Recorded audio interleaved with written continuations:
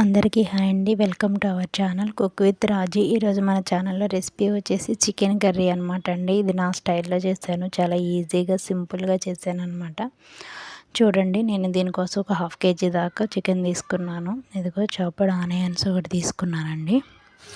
ఈ ఆనియన్స్ పచ్చిమిర్చి కట్ చేసి పక్కన పెట్టుకుని, ఇదిగో ఒక బౌల్ తీసుకుని ఎంచక్కా దానిలో ఈ ఆనియన్స్ వేసి మగ్గబెట్టేశాను అనమాట. ఈ ముందుగా ఆనియన్స్ మగ్గబెట్టేటప్పుడు కొంచెం సాల్ట్ లేదా రాక్ సాల్ట్ ఏదైనా కొంచెం పసుపు వేసుకుని ఎంచక్కా మగ్గబెట్టేసుకోండి. ఇలా ఇది మగ్గిపోయిన తర్వాత దీనిలో చికెన్ వేసుకోండి. ఆనియన్స్ ఎంత బాగా మగ్గితే చికెన్ అంత గ్రేవీగా వస్తుంది అనమాట. దీనిలోనే అల్లం పేస్టు, పసుపు చూస్తున్నారు కదా, పసుపు, ఆ తర్వాత ఉప్పు కూడా వేసాను అనమాట అండి. ఈ రెండు వేసిన తర్వాత ఎంచక్కా మగ్గబెట్టేసుకోండి.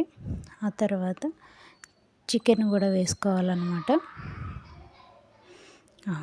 ఇలా వేసుకున్న తర్వాత ఎంచక్కా ఆనియన్స్ బాగా ఎక్కువగా మగ్గబెట్టుకుంటే చికెన్ గ్రేవీ అనేది ఎక్కువ వస్తుంది. ఇలా అల్లం పేస్ట్ కూడా వేసానండి.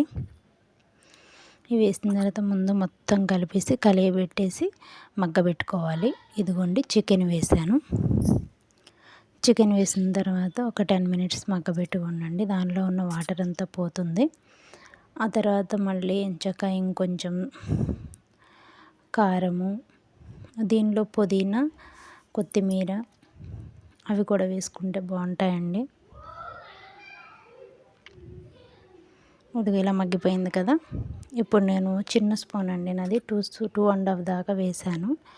కారం ఎక్కువ కొంచెం ఘాటు ఉంటుందండి. ఇది అంటే నేను ఓన్గా ఆడించుకున్నదన్నమాట. సో తక్కువ వేసుకుంటున్నాను. మీకు ఘాటుని బట్టి చూసుకుని వేసుకోండి మీరు కూడా. కారం వేసిన తర్వాత కూడా మళ్ళీ కొంచెం సేపు మగ్గబెట్టుకోవాలండి. ఇవి మగ్గిపోయిన తర్వాత ఇదిగో ఇలా చూస్తున్నారు కదా, ఒక పావు సేరు గ్లాస్కి 1.5 వరకు పోసాను. సరిపోతుందండి, చికెన్ తక్కువే కాబట్టి త్వరగా మగ్గిపోతుంది. వాటర్ పోసిన తర్వాత ఆ వాటర్ మొత్తం అది పీల్చుకుని ముక్క ఎంచక్కా మనలో నొక్కితే స్మాష్ అయ్యేలాగా ఉడికిపోతే మెత్తగా బాగుంటుందండి.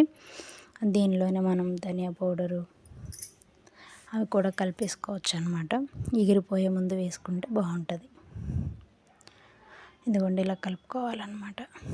ఈ ధనియా పౌడర్ వేసిన తర్వాత మళ్ళీ ఎగరబెట్టుకోండి. ఎగరబెట్టేసిన తర్వాత కొత్తిమీర కలిపితే ఇంకా టేస్ట్ బాగుంటుందండి. ఎందుకంటే ఎగిరిపోవచ్చింది కర్రీ, చూస్తున్నారు కదా,